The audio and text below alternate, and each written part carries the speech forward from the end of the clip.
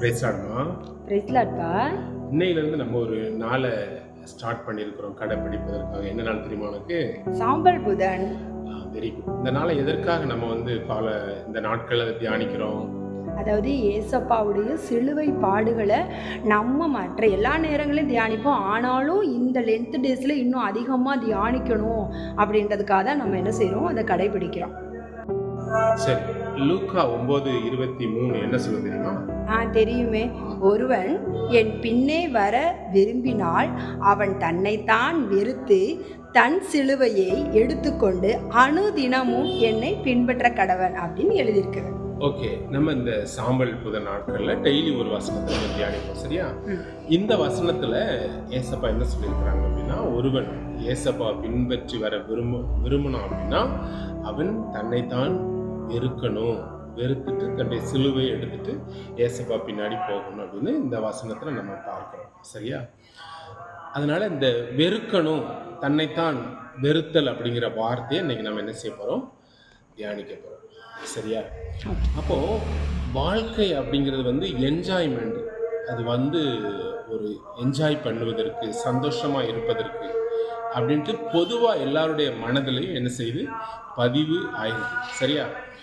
என்ன சொல்லுவாங்க, வாழ்க்கை இருக்கிற வரைக்கும் சந்தோஷமாக வாழ்ந்துட்டு போவோம் அப்படின்ட்டு. அது நல்ல கருத்து தான். ஆனால் தேவன் இந்த வசனத்தில் தன்னைத்தான் வெறுக்கணும் அப்படின்னு சொல்லியிருக்காங்க.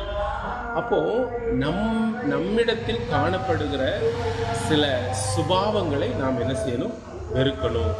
நம்மிடத்தில் காணப்படுகிற சில தேவனுக்கு விரோதமான பழக்க வழக்கங்களை, கனியற்ற சுபாவங்களை, நடத்தைகளை நாம் என்ன செய்யணும், வெறுக்கணும், சரியா?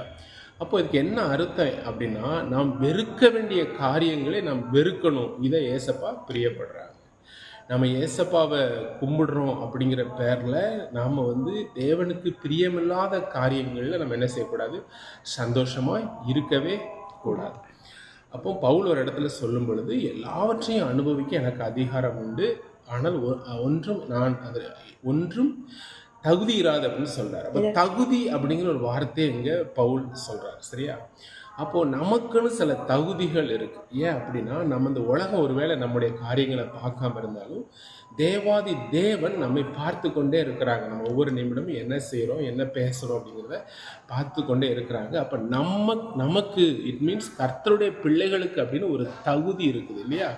அந்த தகுதியின்படி தான் நம்ம நடக்கணும். தேவனுக்கு பிரியமில்லாத சோதனைகள் வரும் பொழுது நாம் நம்மை வெறுத்து அந்த சோதனைக்கு தப்பி ஓட பழகி கொள்ளணும், சரியா?